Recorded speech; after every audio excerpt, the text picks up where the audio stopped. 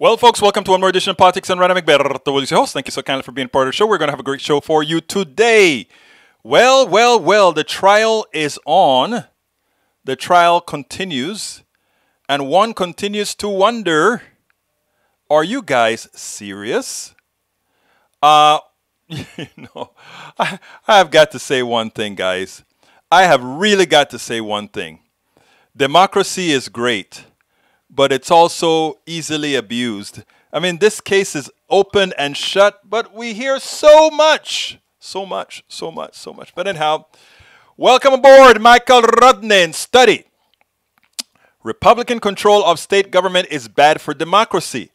I've been saying that Republicans have no policy positions with supermajority polling support, so they have to cheat to win. Gerrymandering and voter suppression is the GOP's last stand. Results suggest a minimal role for all factors except Republican control of state government, which dramatically reduces states' democratic performance during this period. University of Washington professor Jake Grumbach. I want to talk a little bit about that. Thank you for bringing that up before we move on. And then, Kathy, I'm going to come to you. Bridge MCP, welcome aboard. Here's the deal. First of all, you're correct. Republicans have no answers because of who they decided was going to be their base. And by base, I'm not talking about my Republican brothers and sisters. I'm talking about the evil side of the corporatocracy. And when we realize that, right, people, you ask people what they want, and you notice that the things that they want are progressive. If you ask them point after point what they want things that promotes progressive values. They want to have good health care. They want to have people have kids with good home care. They want the things that we all want. It's sensible. It makes sense. For those who have been honored to travel to, let's say, a France or some other places where social services are really fairly complete, specifically in the Scandinavian countries, people see that and said, my God, if I had those kinds of services, I could actually start my own business. I could do so many things if that were true, but it's not. And because it is not, Republicans have to, they can do nothing other than having minority rule for the way they get things done. I wish more people understood in detail what is actually going on in this country. The Constitution, first of all, and I'm coming to all the statements that you guys are making, but it's important here. The Constitution was never a democratic document. We've been, in the book that I'm writing, one of the things that I've said is we have been indoctrinated into certain beliefs and, we keep repeating them, and by repeating them, we believe it is true. From Jamestown, when Jamestown was founded in 1607, all the way to when the Pilgrims got here, there was never, ever a group of folks who really wanted true democracy. The Constitution was written to maintain those who already had power in power, and it was written in such a manner that it would be hard to take away power from those in power. Henceforth, 2 senators per state, even as the House was done on a proportional basis. But even with the House on a proportional basis, people who looked like me got counted as 3/5 of a person. There are reasons for this, folks. We were never a democracy. We have been trying to attain a democracy for decades now, for centuries. We finally got the vote for women. We finally got the vote for black people. We finally got the vote for people of color. All those things were fought for in spite of how the Constitution was written. The great thing about our Constitution is that elastic clause that allowed it to be modified. The amendments. If the Constitution was so damn good, you would not have needed all those amendments to constantly give people more rights. when we are honest about what we have, these things that constantly happen no longer puts us into a ball of, oh, look at what's happening. Understand it was written that way, and understand that activism is what it's going to take to make the change. And Republicans right now, because of who their masters are, they have to use all the rules within the Constitution, and much of what they're using is constitutional. Even what they did in Georgia was constitutional. There was nothing unconstitutional with what they did in Georgia, especially after Section 5 of the Voter Rights Act was removed or was made nil. So it's constitutional. So let's remember that, and remember what it takes to a democracy is hard to maintain when there is a imbalance in power. In other words, when the masses depend on the benevolence of a few, it's hard for a democracy to flourish unless the masses remind those that are up top that if the masses strike, they have nothing. There are more in the masses than there are of them. What I always talk about is one of these days we will assert our worth. And in fact, there's a chapter in the book called Assert Your Worth. Anyhow, Bridge MCP, hey! Kathy C. Courtney, my good friend, says, trying not to scream or cry. Plumbers text me back and give me hope and BS. Too much BS everywhere. I don't know what you're talking about, Kathy. So what I just did, panic rooms, birth certificates, and birth of GOP paranoia. Let's see, what is this all about? Oh, you're talking about Boner's book. Boner book. I got you. And look, it's amazing, but don't scream. We just have to activate. Don't scream, Kathy, don't scream. Bridge MCP, I get it. Deborah John, LA in the house. Welcome, Deborah. Paul Fleming, ATL in the house.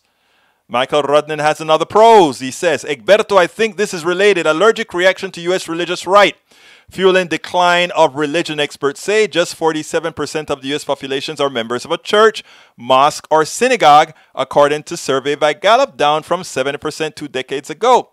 In part, a result of millennials turning away from religion, but also experts say a reaction to the swirling mix of right-wing politics and Christianity pursued by the Republican Party. Well, if you are watching what Americans are doing in the name of Christianity, wouldn't you run away from the party, run away from what is deemed to be Christianity?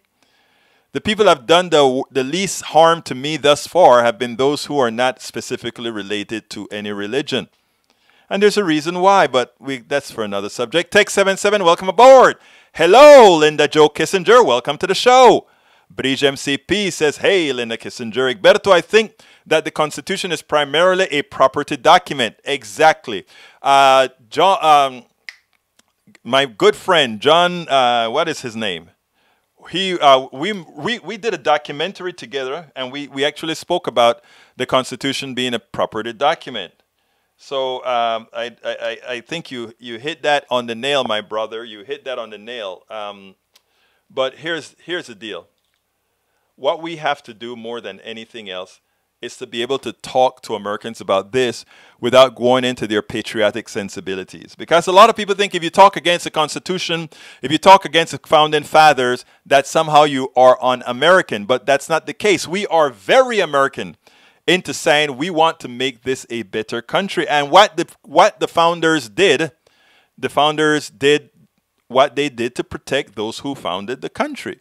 That's what it is. And they put a little bit of morality in it, but not very much. Not very much. The Bill of Rights came later, exactly. Many they wouldn't have approved the Constitution and become if the Bill of Rights wasn't entered. That was one of the things, if I remember correctly. Michael Renee, I also think that arc of history is the path towards more equity. I agree. Linda Josenberg. Okay, Breach says, I think the Constitution was for property owners and wealthy as well, Michael. Even the Bill of Rights needs updating or enforced. Yeah, only property owners at one time could vote. You know, a lot of Americans don't know that. They sit down and they think, oh, glory, glory, hallelujah. We are the best democracy in the world. Our Constitution was so flawed, it ain't funny. For somebody like me, just saying I was 3/5 of a person in counting, that's enough. But if that's not enough for you, why did it take several hundred years for women to vote? Or over 100 years for women to earn the right to vote? So no, it was never a democracy. And it's still not a democracy. The fact that we've elected Donald Trump and George W. Bush as presidents with less than the majority population says much. It's not a democracy. Wake up, let's get to it, and let's eventually make it a democracy. Eric Hayes says, as of 2020, over half of the members of Congress were millionaires, and the median net worth of members was approximately $1 million. The original documents for each member's disclosure are publicly available on a database website maintained by the Center for Positive Politics. We all know that, sir. Thank you so kindly for letting people know exactly where they can find that. Actually, when you put stuff like that, follow the Brother Rudnins. If you have a link, and throw it in there to help our brothers and sisters out, so that they don't have to go first search for Center for Responsive Politics. Tell them the link you're specifying, please, my dear brother. Meaning the people who run the country want to keep that power too. Of course. Of course. Carl Cox, progressive liberals are the true patriots of America, not conservatives. Of course, because we support the people. We want what's best for the people, not what's best for those with power. You hit it on the nail, Carl Cox. Our case, how can the rich people who run the country even know the true pulse of the people? We need to clean house. Yeah, but you're not willing to clean house. You're not willing to clean house. You say, we hear people say that all the time, but they keep their congressperson. How could we in District 2 continue to elect our guy? What's our guy's name? Sometimes my mind goes blank when I'm doing these shows. But anyway, how can we continue to elect my representative? Think about it. Texas District 2, right? Texas District 2. I forgot the name. District 2 is run by whom? Texas District 2. Well, thank you. Both sides. Term limits. No, term limits is undemocratic. I'm sorry. I know a lot of people here support term limits. I don't. I think it's undemocratic. I think there are some people that I love in Congress that I think are downright. Somebody like Bernie Sanders. I don't want term limits for Bernie Sanders. Bernie Sanders has experience, and Bernie Sanders has the right type of politics. And there's nothing in the Constitution or anywhere that says there can't be career politicians. I don't have a problem with career politicians at all. Then Dan Crenshaw, thank you very much. John Carter, thank you very much. Jessica Taylor, we need to vote in all elections, not just big elections. Exactly. And don't forget, those of you that are in Texas, I think it's May 1st, we elect school boards in this area, Humble ISD, if I recall correctly. So please remember to vote. Get ready to vote. Who else is here? Let's see. Breach says it was the same in Northern Ireland. Only property owners could vote. Hence why you see Ireland with land with the walls, as they split sons so they could vote. It's amazing. Everybody's sitting down thinking, oh, we have, pat ourselves on the back. We look at a country like Panama, where I'm originally from. Oh, those people. Well, you know what? We get one person, one vote. We elect the president. Here in America, we don't.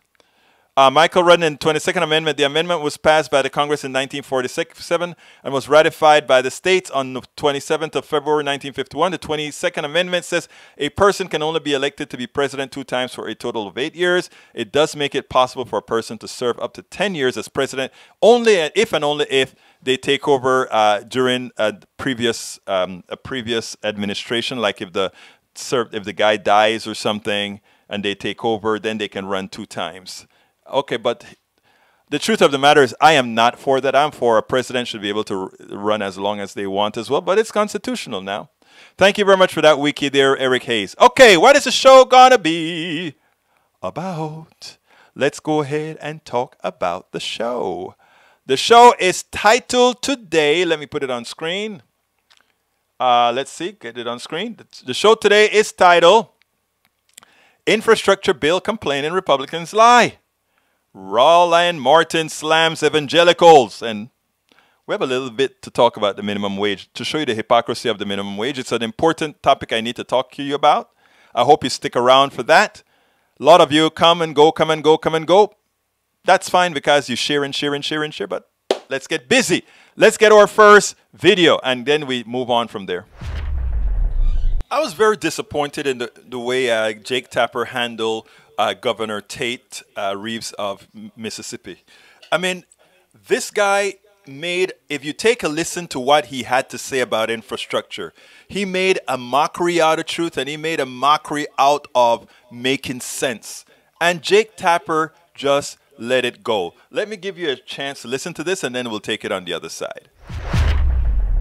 Let's turn to President Biden's new infrastructure bill. The American Society of Civil Engineers gives your state a D- for your roads and bridges. Almost 1 in 10 bridges in Mississippi are structurally deficient. The number of roads in poor condition is double the national average. A winter storm just knocked out water in your state capital for weeks. This legislation would commit more than $100 billion to fix roads and bridges. Could Mississippi use the help? Well, there's no doubt that Mississippi could use our fair share of $100 billion. The problem with this particular plan, though, is although the Biden administration is calling it an infrastructure plan, it looks more like a $2 trillion tax hike plan to me. That's going to lead to significant challenges in our economy. It's going to lead to a slowing GDP, and it's going to lead to Americans losing significant numbers of jobs. Infrastructure, Jake, is an area where Republicans and Democrats ought to be able to come together and do something good for the country. But as you mentioned, this plan spends $110 billion on roads and bridges and spends more than that on the combination of Amtrak and public transit. And what's even worse, it spends $100 billion on clean water, which Mississippi could certainly use, but it spends more than that on subsidizing electric vehicles. $155 billion to subsidize electric vehicles. That is a political statement. It's not a statement on trying to improve our infrastructure in America. At that point, Jake simply went on and asked, how do you pay for it? Now, he made some very distinct statements that made absolutely no sense. First of all, his state is in dire straits. Jackson, Mississippi. These folks stayed without water after the freeze for over a month. Their water system is dilapidated, old, outdated. It needs new coverage. And then he says, he spends $100 billion on clean water. So what is it that you want your folks to drink? Polluted water? And then continuing on that, he goes ahead and he says, he spent a lot of money on electronic vehicles. Isn't charging stations for electronic vehicles, isn't that considered infrastructure? He goes and he said, oh, and this is going to cost jobs in the long run. That is the biggest lie that needs to be mitigated right away. As soon as you start building and creating, these are millions of jobs, retrofitting pipes, lead pipes, going ahead and building new roads and bridges and upgrading airports, installing all these electrical vehicle charging stations. There are lots of jobs getting created. So we have to first nip in the bud that somehow increasing taxes on the wealthy who are not circulating that money to pay for this is going to somehow cause jobs to be lost. We have to hit that up immediately. We also have to hit up the irresponsibility of those that are going against this policy for upgrading our infrastructure. Rural areas don't have good internet. Broadband, very bad broadband. This bill, he complains about the amount of money invested in things that are not infrastructure. In today's economy, broadband is infrastructure. And one of the things that we don't hear these hosts talking about is, well, in the 50s, you talk a whole lot about infrastructure being roads, bridges, and pipes. In the 21st century, you have to talk about broadband. You have to talk about electrical charging stations. Remember, there are millions of thousands of gas, hundreds of thousands of gas stations all over the country. Those have to get retrofitted with being able to charge electric cars as well. Come on. We have to have a media that is engaging, a media that does not allow Republicans to come on TV, lie and misrepresent to people and their own people as well. We have to protect their own people from allowing them to fool them into making the wrong choices. Rural areas, this bill means more to you than anyone else. Let's get busy. Let's get busy. And you know, that thing about jobs, we have to nip that thing quickly. Because this stuff about, oh, if you tax those corporations, if you tax those wealthy people, somehow they're going to take their money somewhere else and they're going to cause us to lose jobs. Let's first break something down. Increase in taxes does not cost jobs. If I own a factory, whether taxes are high or low, I am only going to hire the people I need. No more, no less.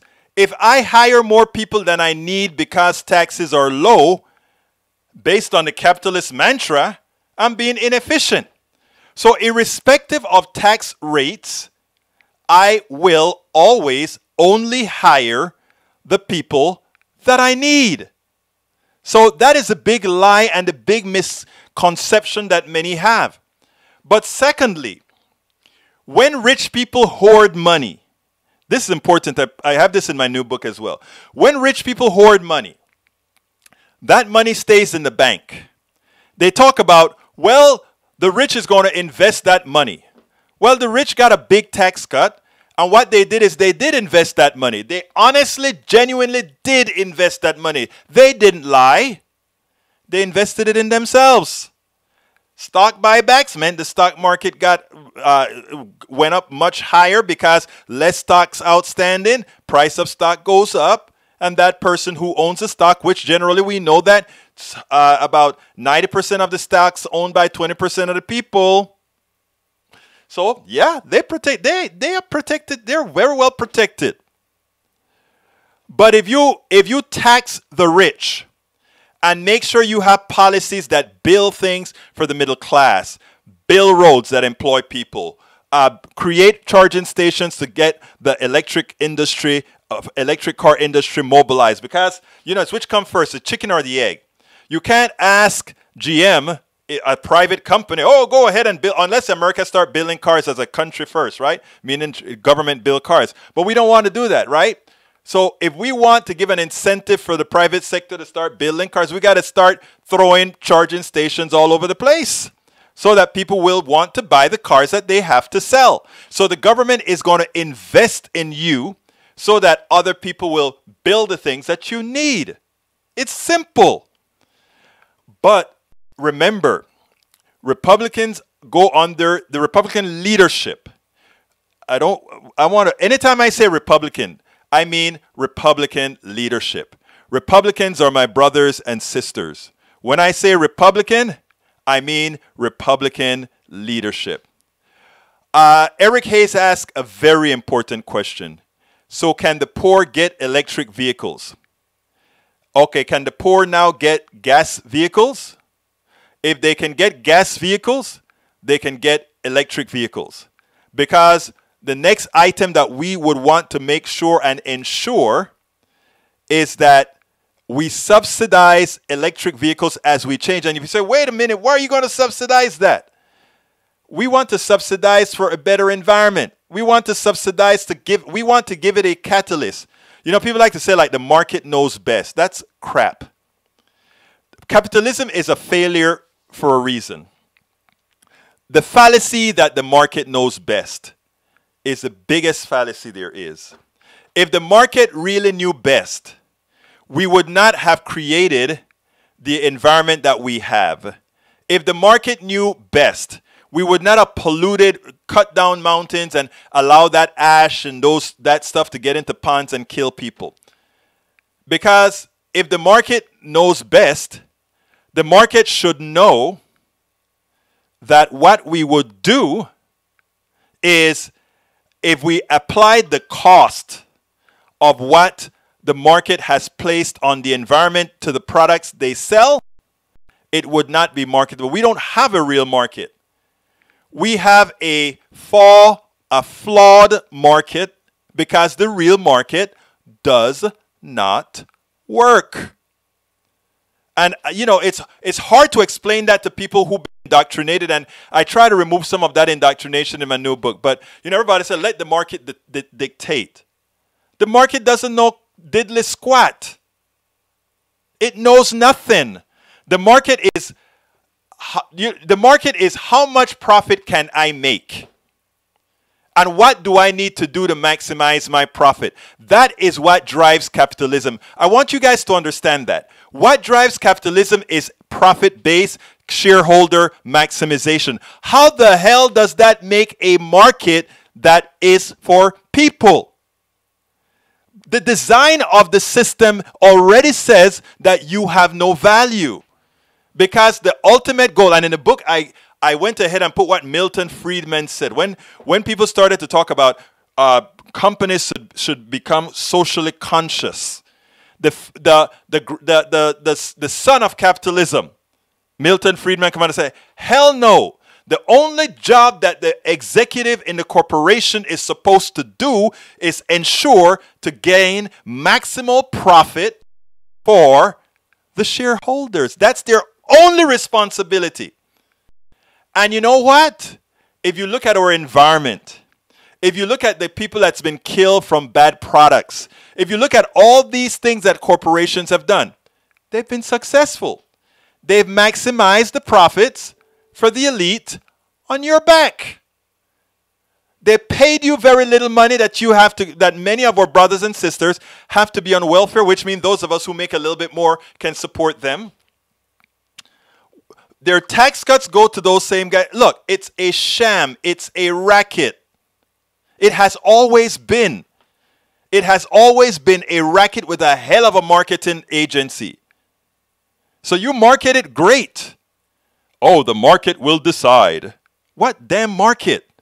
How does the market know that if I dump CO2 elsewhere, it's going to harm people when I'm making a good profit and nobody is listening? And I don't have a government telling me you can't dump that CO2. Externality, exactly. Then, if we started to put externalities onto capitalism, there's a hell of a lot of stuff we wouldn't have, Mike. That's why corporations spend millions fighting unionization. Exactly right, Brother Cutter.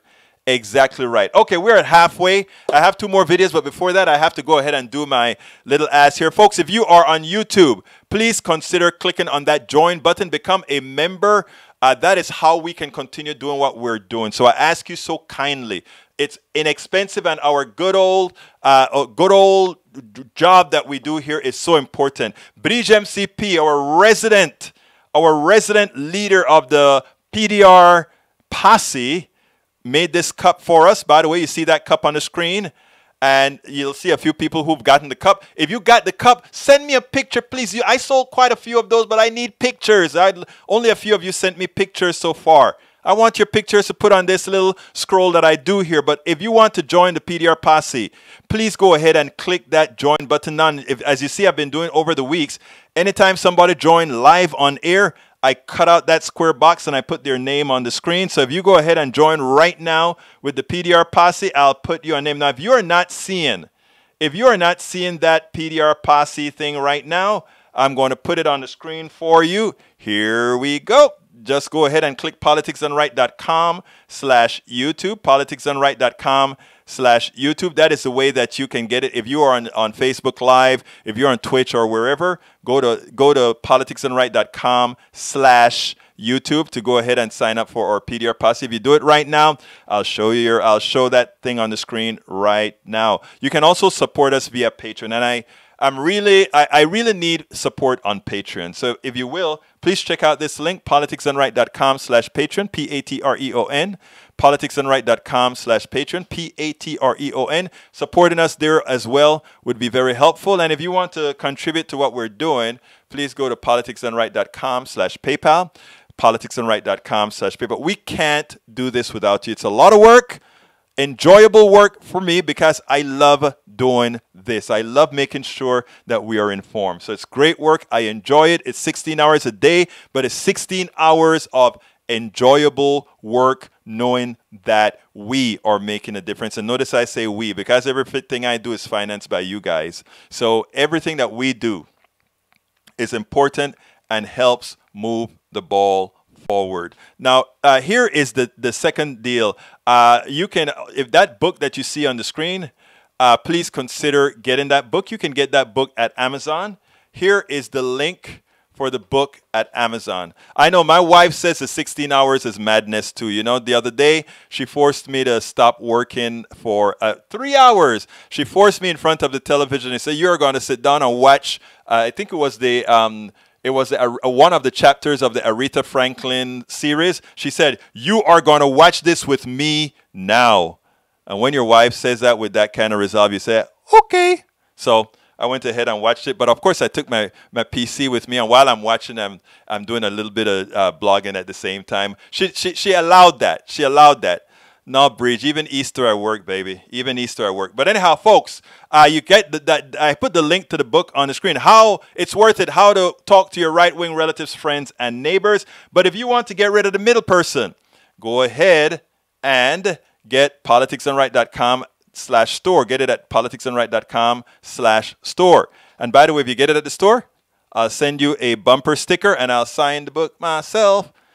So, you know, you can just consider doing that as well. The Aretha Genius was insightful. Yeah, I didn't get to watch all of them, but my wife told me how it ended. And, you know, some people were disappointed because it kind of, you know, everybody's life. Nobody has the perfect life, right?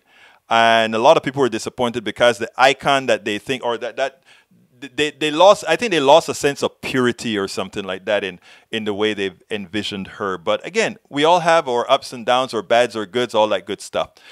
Anyhow, so folks, please, again, consider supporting us. Okay, I got another video that I need to show you guys. And it goes like this. It's a Chuck Todd yesterday. I was happy with Chuck Todd yesterday. I think he did an important thing. And I want Eric Hayes, my brother, watch this one in detail, okay? This one I want you to watch in detail as well. Let's just give some kudos to where it's due. Chuck Todd finally challenged Republican policies with a Republican senator. And he didn't do it as tough as I would, but he did a good job. Check this out, and then let's take it. How could the president expect to have bipartisanship when his proposal is a repeal of one of our signature issues in 2017, where we cut the tax rate and made the United States finally more competitive when it comes to the way we treat job creators? He reverses all that, and I'll tell you what, he says no one will pay extra taxes if they make less than $400,000 a year. That may be true. Under this tax increase bill, a lot of people making $100,000 and $50,000 that are going to lose their jobs because of the extra burden this plan would put on job creators. Well, look, what they're talking about, though, is finding a middle ground between where the corporate tax rate was in 2017 and what the corporate tax rate is today.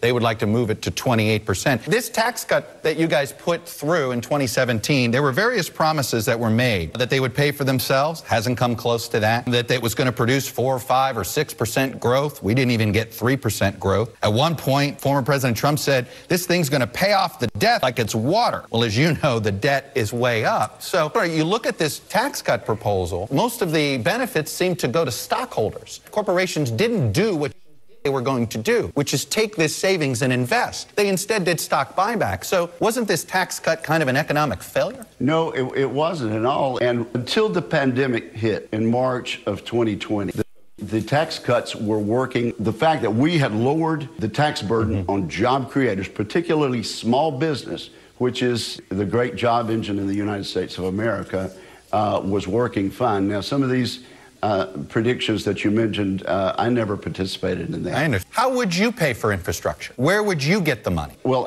listen, I'm open to suggestion about that, but I have 2 bipartisan bills that I've introduced. Senator Stabenow is on an advanced I understand. On investing in municipal bonds, right? So basically debt financing. I'm absolutely up to looking at ways that, for example, use private-public partnerships and things of that nature. But the very worst way to finance this is to put a major tax burden on small businesses that create the jobs in the United States of America. You know, let's not conflate. Should the big businesses that benefit from smooth running roads and really good ports and airports that will improve delivery mechanisms contribute something to our infrastructure? You got a whole bunch of companies that pay zip into the federal government coffer. I'm all for looking at ways that states like our neighboring state of Alabama, Tennessee, Arkansas, they've all found a fair way that the public will go for to pay for roads and bridges. But when you talk about big businesses, and you're saying we should raise their tax rate from 21% corporate rate to 28%, let me just tell you, that's going to cut job creation in the United States of America, and it's the very reason we lowered those tax rates in 2017. It's a plan that worked, and if the president wants a bipartisan plan, how can he possibly try to get something passed that repeals a bill that every single Republican in the Senate voted for in 2017? Did you guys blow it? You had 4 years to do an infrastructure bill. You had the presidency, you had the Senate and the House for a bit. Did you blow it? No. As a matter of fact, we passed infrastructure bills on 2 occasions. But yes, I would love to have passed a larger infrastructure bill, and I certainly hope we can do that, but I don't want to do it by raising taxes and cutting jobs for Americans. Now, let me first get one thing out of the way.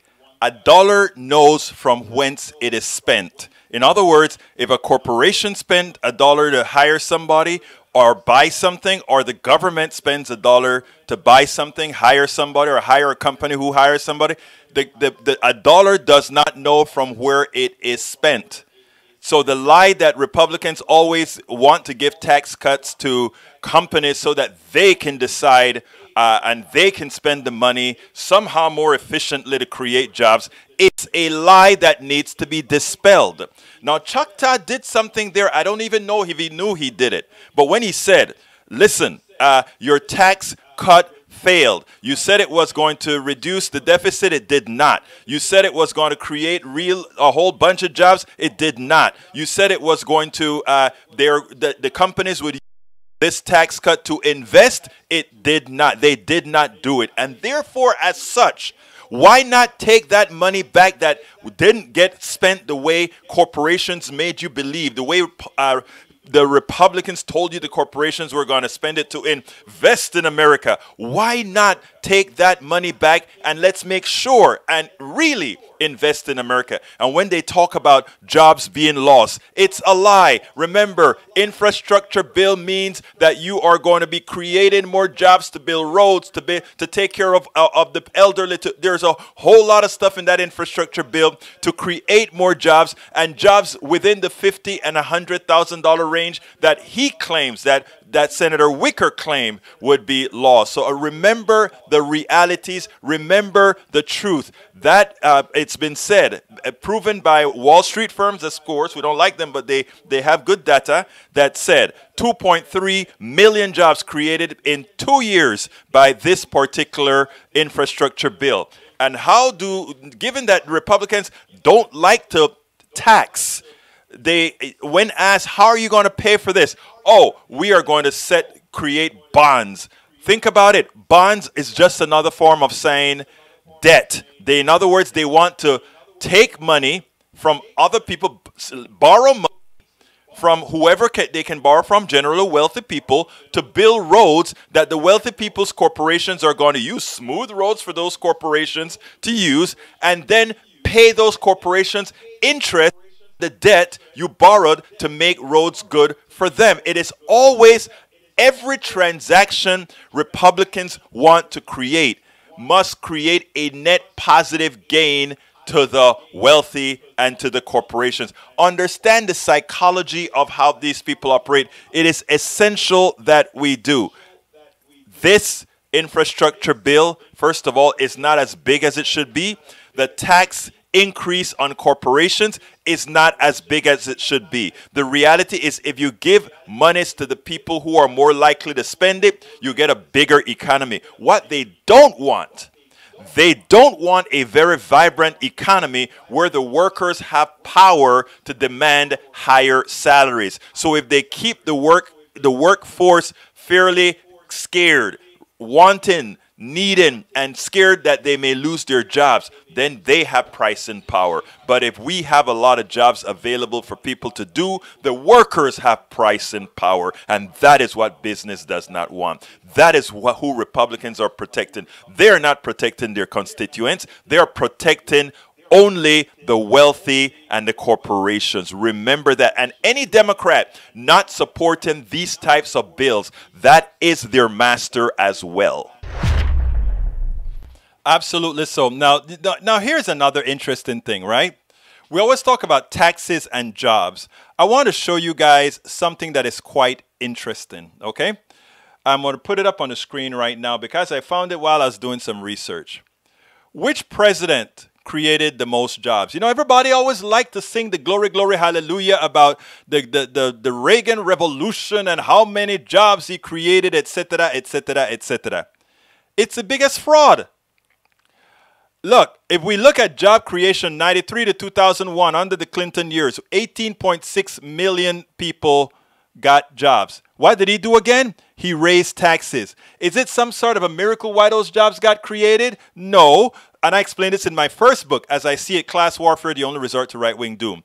Why did he gain that many people? Because of the tax increase. How can a tax increase give more jobs?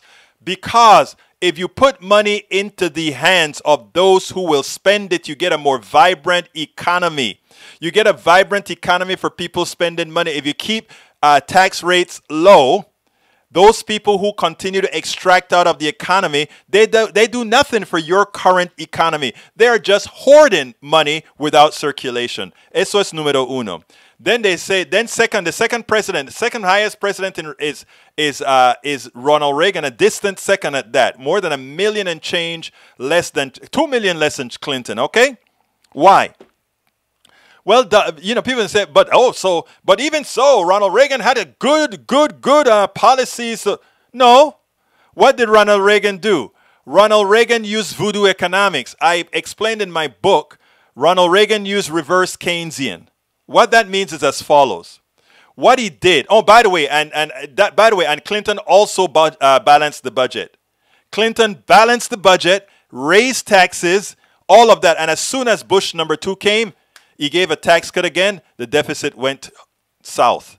Let's learn reality. The only president in recent times that ever submitted a balanced budget that actually stuck was Clinton.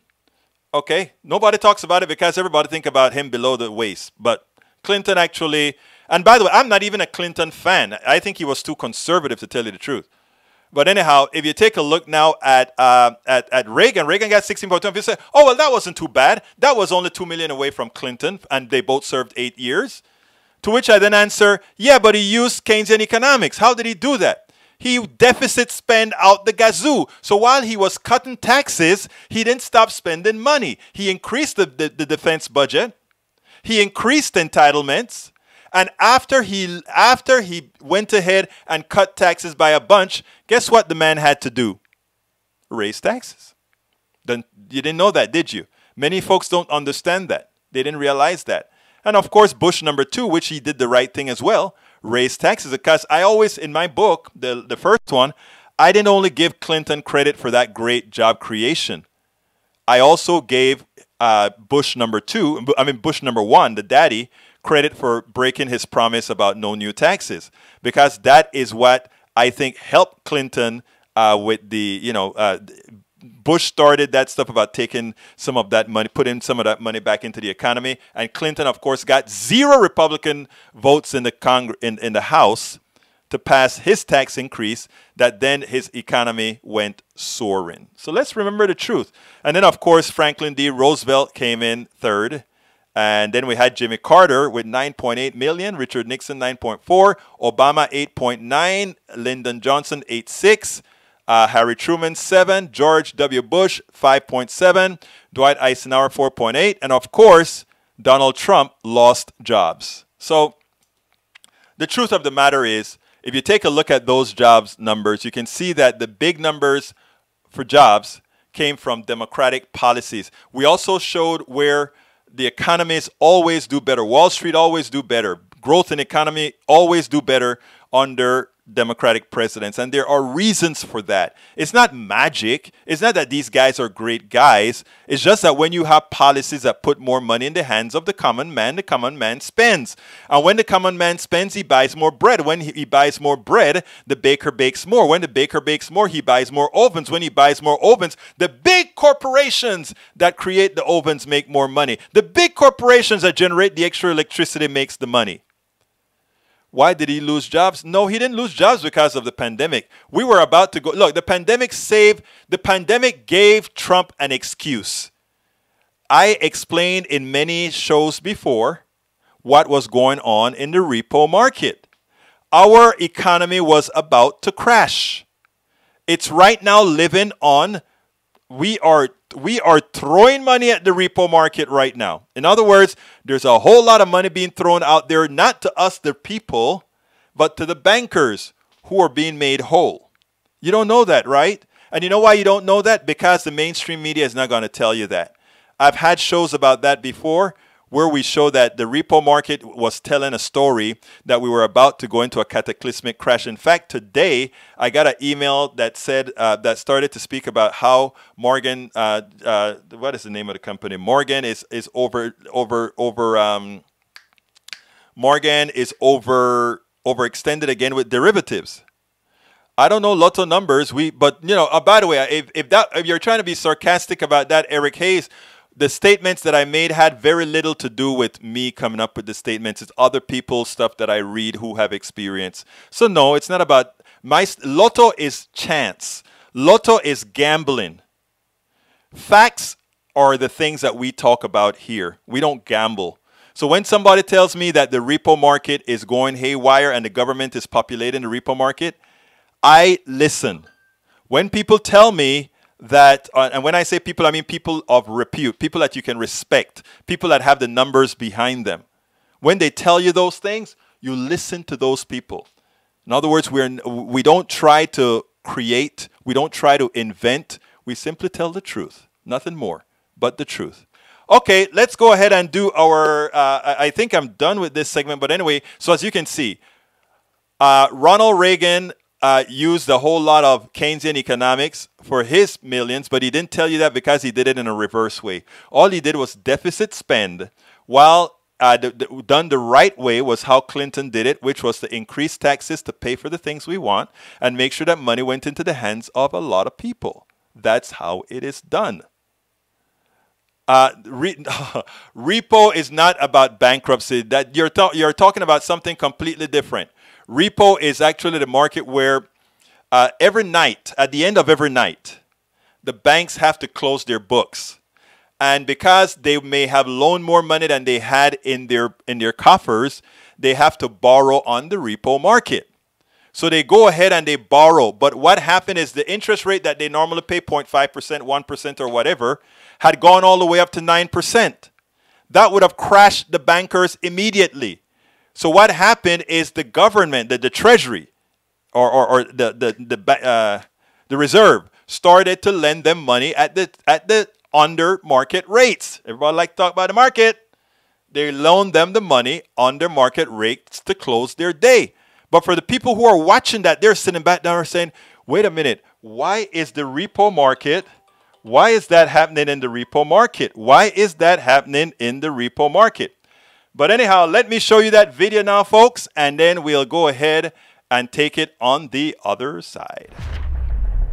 By now, everybody know the Matt Gaetz story. That is the obnoxious Republican 38-year-old who constantly, QAnon type guy, insurrectionist type congressman who always was on the attack, always attacking others, always put down the guy running for governor in Florida. I mean, he attacked folks on their morality. He attacked folks on just about everything you can think of. Well, now we all know that it turns out there's a good possibility that he's been hanging with 17-year-olds and hanging with our sex, etc. But you know what? It's quite interesting, the silence on the right.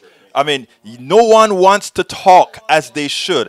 And the person that got it best on the cross connection, Roland Martin. I want you to check out what he had to say. Then let's take it on the other side. Let's just go to church. Where you at, Robert Jeffress? Where you at, Ralph Reed? Where are you, Franklin Graham? Where are you, Paula White?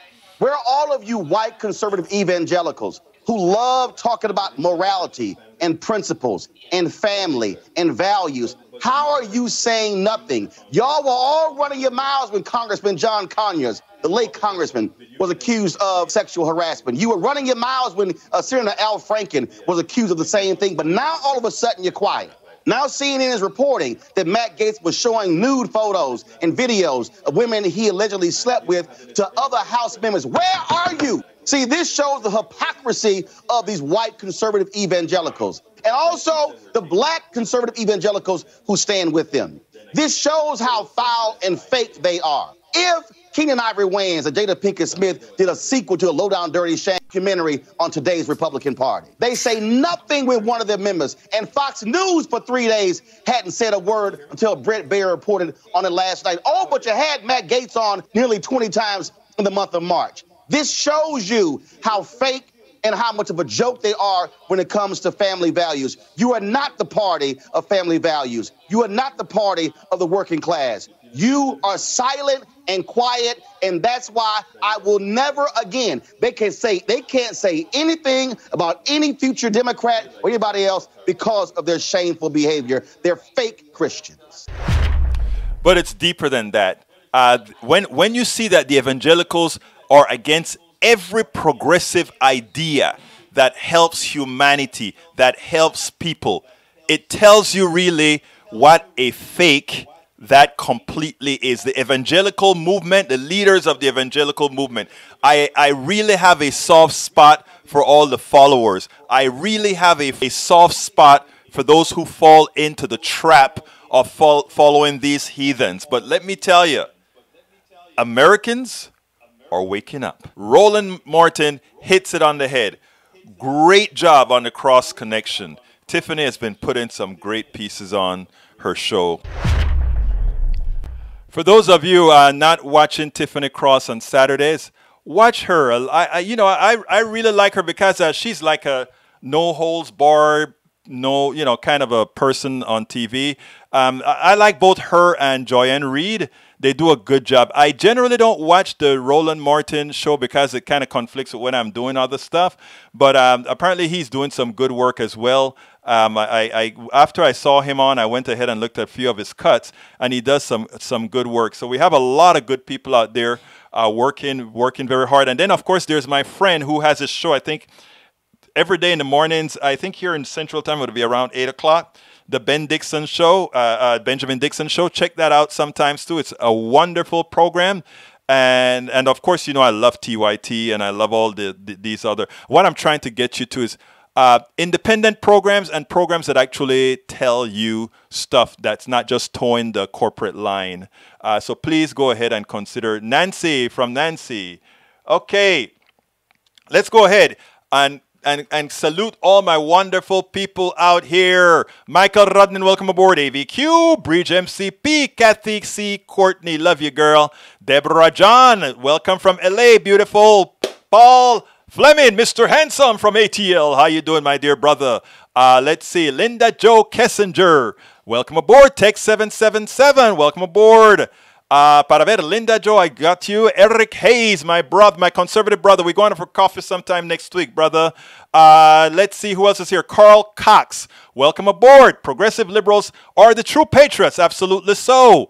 Let's see who else is here. John Cotter, El Piloto, the guy that flies those big planes. Man, this guy got it down, and one of the #1 activists in this part of Texas, guys. Jessica Taylor, welcome aboard. Let's see who else is here. Para ver quién más está aquí. Mark Smith está de the UK from England. Welcome aboard. Lawrence Sims, how you doing, my brother? Lawrence, that had to score me up a few days ago. Thank you, brothers. That's why I love you guys. You guys listen. If you're scoring me up, it means you're listening. If I screw up and you catch me, it means you're listening. Thank you so kindly, brothers.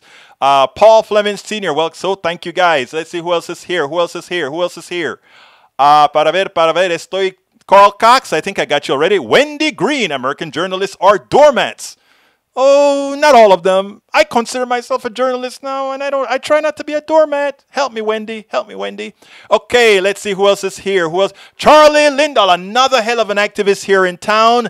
We got to go for some coffee as well, Charlie. Man, I got a bunch of local coffees to go to. I'm off to spread these out so I can still get my work done. But you know, I love you guys, and we got to go ahead and get some flesh, some hugs, those of us that are vaccinated, all that good stuff. Let's see who else is here. Para ver, ¿quién más está aquí? Jessica, I think I got Jessica Taylor already. I'm scrolling down. If you want me to call you up, please throw your name up in there. Let's see who else is here. Who else is here? I'm scrolling down. Okay. Okay. I know I saw somebody else jump to the bottom there, but I can't find them.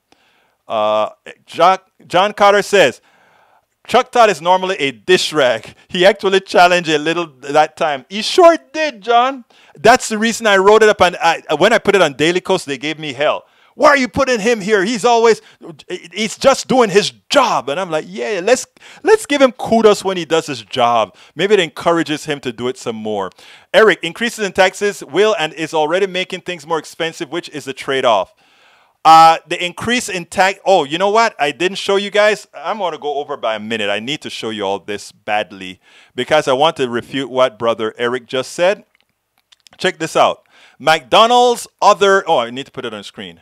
McDonald's other CEOs tell investors $15 minimum wage won't hurt business.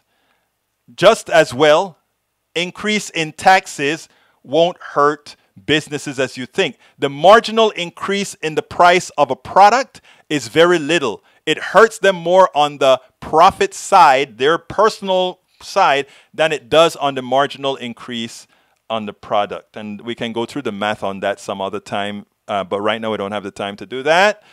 All right, let's see who else is here. I think I called out Carl Cox. Eric Hayes, taxing the rich and their corporations to help the middle class and the poor would work. And yes, it's a smart idea. Exactly. It has to do with circulation of money. You won't balance the budget now, too much debt and future. We don't want to balance the budget. Anybody who tells you the budget needs to be balanced doesn't understand economics. But we'll go there another time. But we talk about that all the time. Okay. Let's see. Why did I spoke to that? E2247, welcome aboard, my brother. Let's see, I'm still scrolling. Tom C., welcome aboard. Trump made pandemic worse, which resulted in loss of more jobs than would have happened if he took Fauci and other scientists seriously. Perfect answer, sir. All right, I'm scrolling down.